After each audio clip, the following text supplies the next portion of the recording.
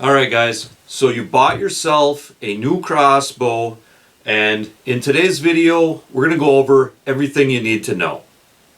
We're going to go over assembly, the setup, lubrication, cocking and loading, and shooting.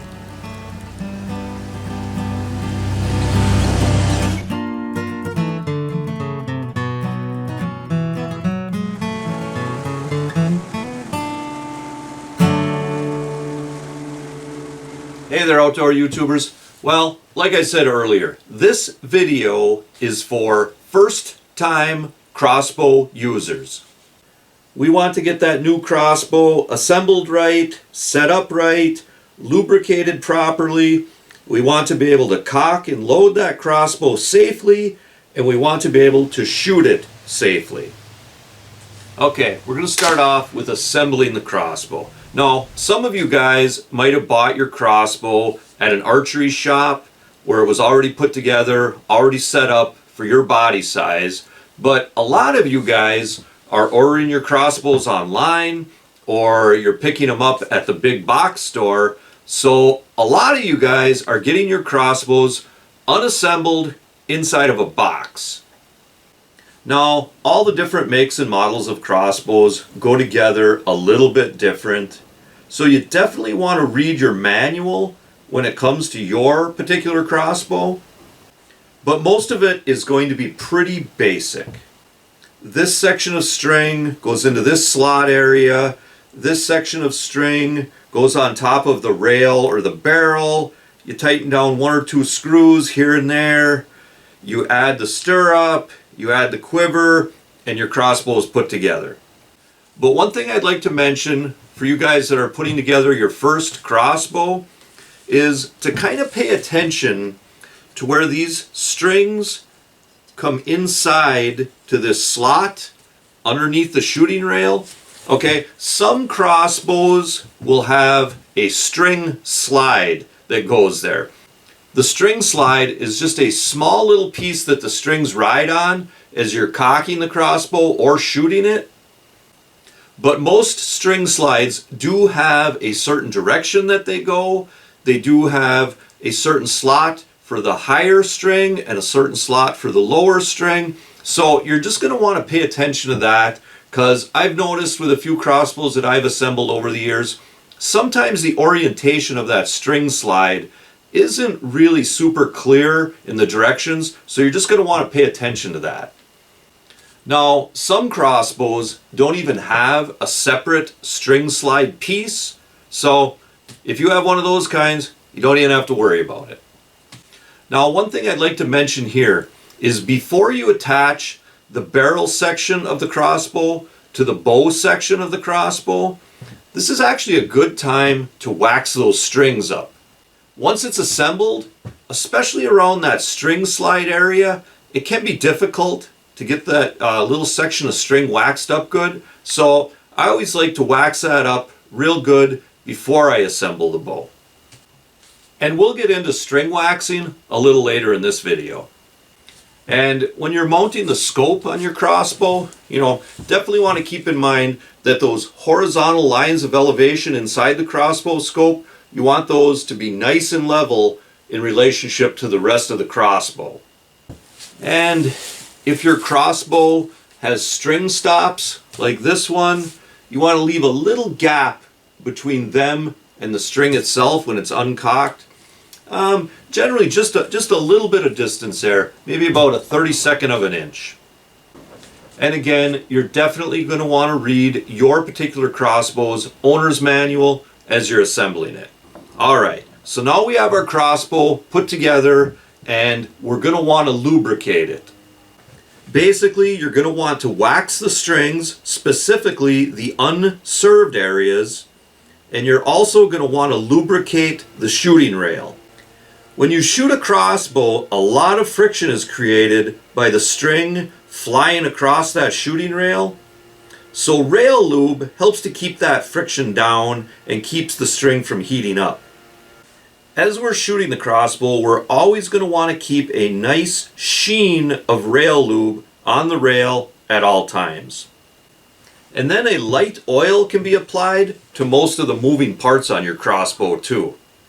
Now, I know this is a real quick overview on lubricating a crossbow, but I did do an entirely separate video just on this subject matter, and I'd highly recommend you check that video out too. Okay, I'm going to leave a link to that video down in the description of this one, and it takes a much closer look. It's much more in-depth into how to lubricate your crossbow. Everything from the string waxing, rail lube, to the light oil in some of the moving parts. Okay, so our crossbow is lubed up, and now we're ready to cock it. And there are two main ways that you cock a crossbow. One is with a cocking rope, and the second one is with a crank cocking device. When you're using a cocking rope, the positioning of the cocking rope and the small pulley wheels that are on it really reduce the force needed to pull the crossbow string back into the trigger mechanism.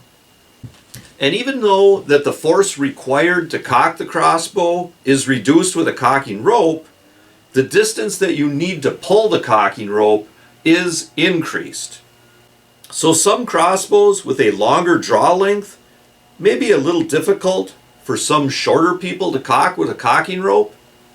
Cocking ropes come in a few different styles, and if your crossbow comes with a specific style of cocking rope, it's probably best that you only use that cocking rope with that particular crossbow.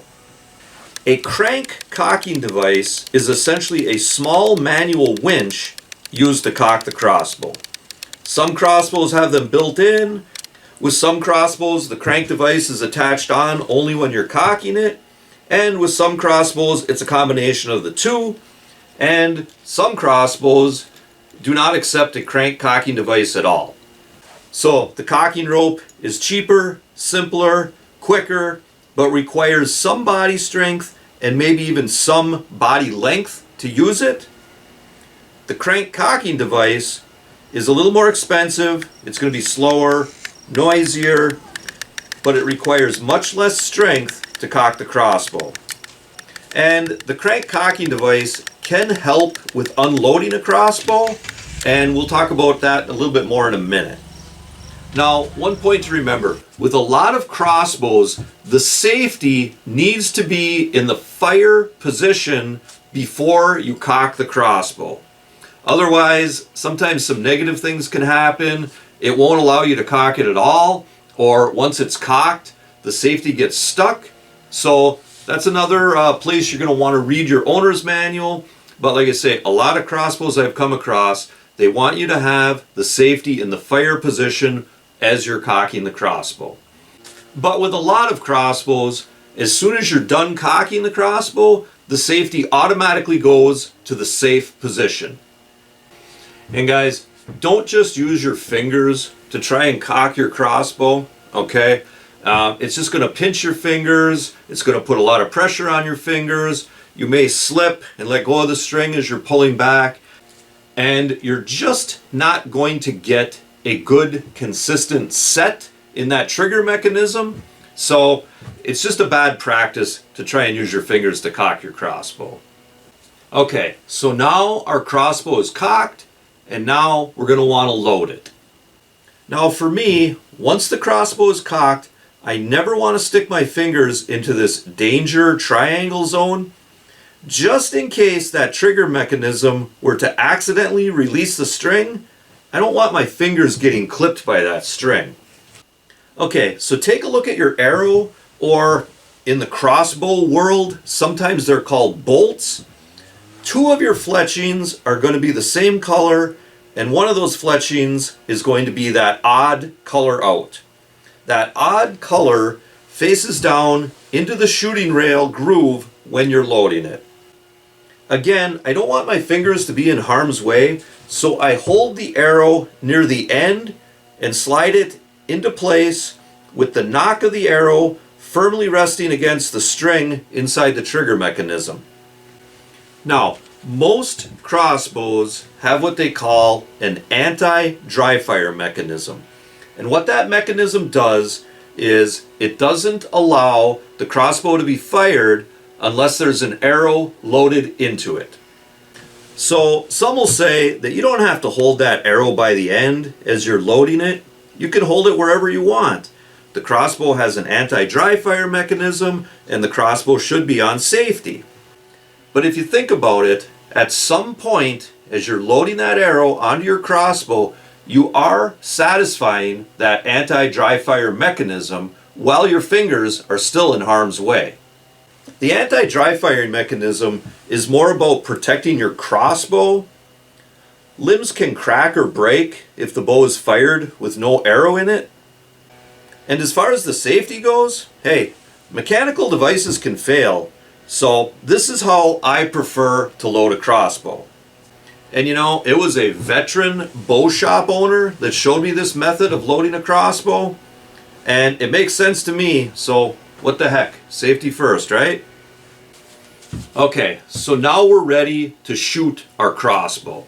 And right off the bat, you just want to make sure that none of your hands or fingers are in harm's way, right? Okay, now you're probably going to be fine with your trigger hand, all right? That's going to be good and safe down here. But this offhand can sometimes get you into trouble. Now, a lot of crossbows have guards and rails, okay, on this forearm part that keep your hand and fingers kind of safe, all right? But you just got to pay attention because you can get the fingers of that offhand up here into harm's way when you're shooting a crossbow. So a good rule of thumb for me is to pick a spot, a good safe spot, to put this non-trigger hand, all right, and put it there every time you shoot the crossbow. All right, I see some guys get into a little bit of trouble where, okay, if you're shooting freehand, yeah, they put it there and it's all good and safe. But then maybe they go to shoot off of a rest, and then this hand can kind of wander. Okay, don't really have a spot for it now if it's sitting on a rest. So even if you're shooting off of a rest, I really just like to put that hand right there, keep it good and safe. That is a very good rule of thumb to go by.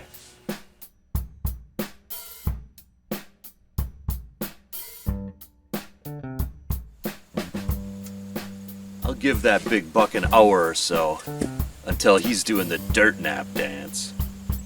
I'm heading out deer hunting. Time to musk up. Now, you might be thinking I'm going to be using a doe urine like 10-pointer Tinder date or even Big Buck Delight.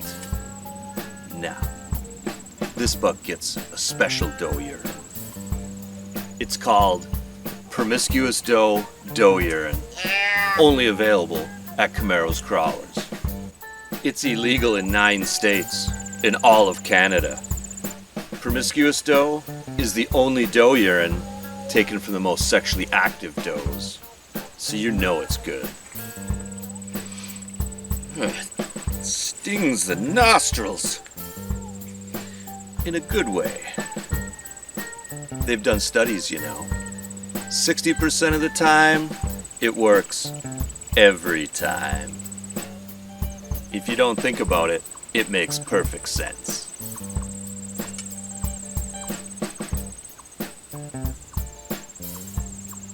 Let's go see if we can make that big buck grunt. Promiscuous doe, the only doe urine taken from the most sexually active does, and only available at Camaro's Crawlers.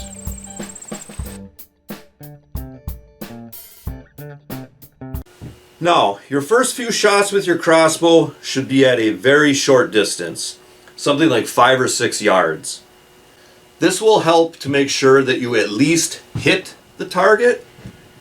Now, most likely, you're going to need to make adjustments to your scope to get your crossbow shooting accurately. I did do a separate video on sighting in a crossbow.